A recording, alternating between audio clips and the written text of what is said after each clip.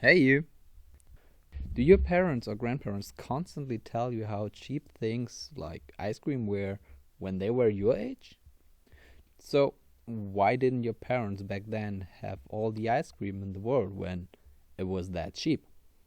Well, this could be because ice cream wasn't that cheap relatively, and our current prices are just as high due to inflation.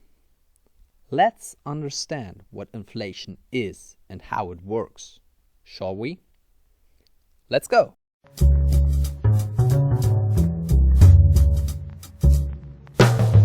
I'm new to this whole YouTube thing and I want to improve myself to give you better content.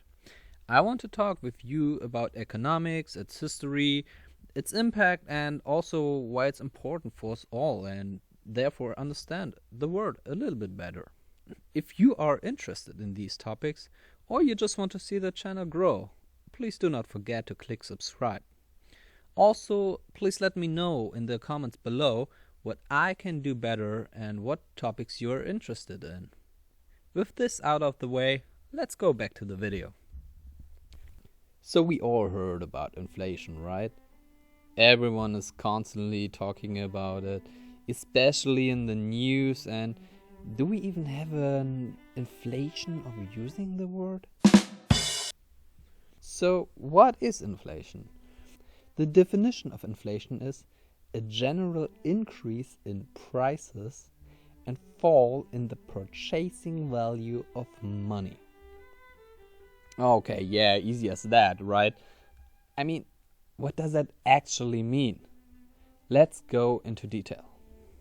Let's talk about ice cream again and chocolate. I mean, we all like chocolate, right? Let's make an easy example. In our example, we have 10 units of money, whatever that is, dollar, euro, it doesn't matter. And let's say 1 unit of chocolate or ice cream costs 2 units of money. During the hot summer month, the demand for ice cream increases and the vendor asks now for 3 units per ice cream. In the same time, the demand for chocolate decreases as the chocolate is just melting too fast and no one likes chocolate stains on their clothes, right? To sell more of the chocolate, the vendor asks for 1 money unit per chocolate. So, what do you think? Do we have inflation in this example? Actually, no. Because the change of the prices in our example is just due to a shift in preferences.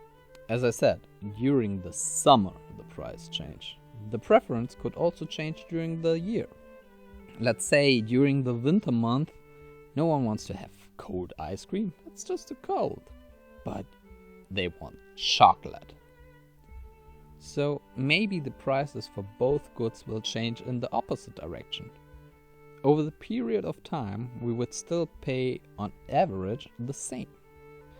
Just in the instance, then the average price rises permanently for both goods, up to 3 units, let's say, and we still have the same 10 units of money. It would mean we can't buy as much ice cream and chocolate on the long run, right? So that's when the purchasing value of our money decreased. And that's when we have an inflation. So how do we know the prices increased due to inflation or due to a shift of preferences? For this, statisticians calculate a consumer price index. This means they calculate the price level weighted average of a basket of consumer goods and services, which are most likely consumed by households. With this, you can compare an average price level between years and know if consumers had to spend more on consuming goods due to inflation, less due to deflation, or if the price level stayed the same. As food and energy have a high fluctuation in their prices, there are also baskets which calculate the core inflation index, and they exclude these goods from their calculation. We can also calculate the inflation in single sections of the economy besides the consumer price inflation. We can have an asset price inflation, for example, in case of a rise in prices of assets like bonds, shares, derivatives, real estates, or capital goods. As we understand the concept of inflation and how it's calculated, we still don't know the reasons why the purchasing value of money decreases. A number of reasons can drive the decrease of purchasing value. The easiest example is monetary driven, like due to the increase of the existing money with just printing new money. This is also described in the quantity theory of money, which was already postulated in the beginning of the 16th century and proved over time and time, with just small adjustments, that the theory is universally correct.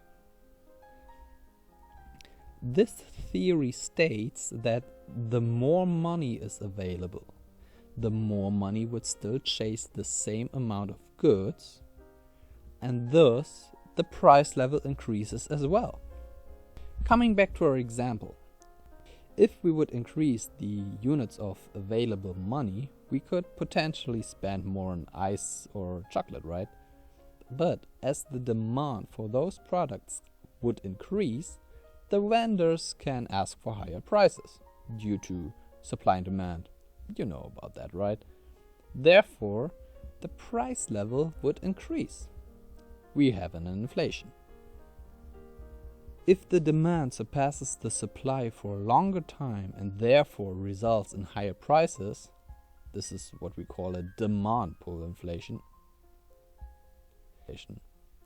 This is something we see in prices of graphic chips, which started in 2020 and might still last until 2023. The quantity theory of money describes that the velocity of money, meaning the frequency how much the existing money is spent, is equal to the value of aggregated transactions. As we increase the amount of money, the value of goods increases as well. Thus, we still have an equilibrium, and the value of money for a single unit therefore decreased in a historic context. Meaning $1 today is more worth than $1 tomorrow. The inflation could also occur due to a permanent increase of prices, for example, due to higher production costs, or also an increase of prices of goods which are needed to import or to produce, or due taxes, also known as a cost push inflation, as long as the amount of money stays the same. John Maynard Keynes is a famous economist, and he believed that there's a negative relation between inflation and unemployment, due to the fact that the national income increases and therefore the demand for consumer goods increases as well, and workers can demand a higher salary due to the low number of other available workers. Meaning, the lower the unemployment rate, the higher the inflation. If the unemployment rate increases, the inflation will decrease, or even a deflation is possible. That this is a misconception showed the oil crisis during the 70s, as the economic situation had a high number of unemployment, but the inflation increased as well. The theory has been falsified. By the way, this combination between high unemployment rate and high inflation rate is called stagflation. Another theory regarding the value of money I'd like to mention is the theory of monetary production cost. This is a concept classic economists like Adam Smith, David Ricardo, but especially Karl Marx followed. The theory says that the relation between money and the goods is equal to the amount of work that you need to put in to create the other good. This was especially relevant as in the past money was made of metals like gold, silver and copper, or the metal was used as a standard like the gold standard. This means the money itself had the value of the metal. If the production cost for the coin itself dropped, for example, due to an increase of the available gold, the value of the money itself decreased. How gold and silver influence inflation is the topic that I will cover in an upcoming video. Please subscribe if you don't want to miss on that, or if you would just want to hear more about history and economics. As we understand now the concept of inflation, we also know what the opposite, deflation, is. So, if we can buy less with our money over time, isn't inflation something bad? Well, it depends. In a capitalistic society, it isn't, because imagine you would know that we have an deflation and you know that your money would be worth more tomorrow. You wouldn't buy things because you would wait until you can buy even more. Therefore, the economy would struggle to sell goods, produce less, and would require less workers, which then would result in higher unemployment rates. Therefore, inflation is an impulse to keep the capitalistic system running. Nowadays, an inflation rate about 2% is usually seen as an optimal. If the inflation is extremely high, we call it hyperinflation. There is no specific percentage of when it's a high inflation or already a hyperinflation, but a good rule of thumb is that from a monthly inflation of 50% onwards, you can be sure you're talking about a hyperinflation. So what can we do to control or regulate the inflation to keep it in an acceptable limit? The easiest way is to control the amount of available money. If the inflation is too high, the amount can be reduced. If it's too low, the available money will be increased, meaning more money will be put into the system. Milton Keynes suggested to control the official bank rate, as higher interest increased the amount of taken loans, and thus the amount of money circulating, and vice versa. Another way could be to have a resale price maintenance or have the salaries controlled by the government. Especially in the system with a free market, this could be devastating to the economy, as it's contradicting the idea of the economic system, and in the end it would strengthen black markets.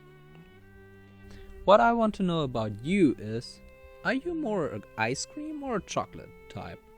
I prefer chocolate, and my favorite is cheese with walnuts and grapes. I'll post a link down below to let you know what I mean. And did you understand inflation now? What else do you want me to cover in upcoming videos? Please let me know in the comments below. Do not forget to watch more of my videos, which are coming soon or are already linked here. And I'll see you in the next one.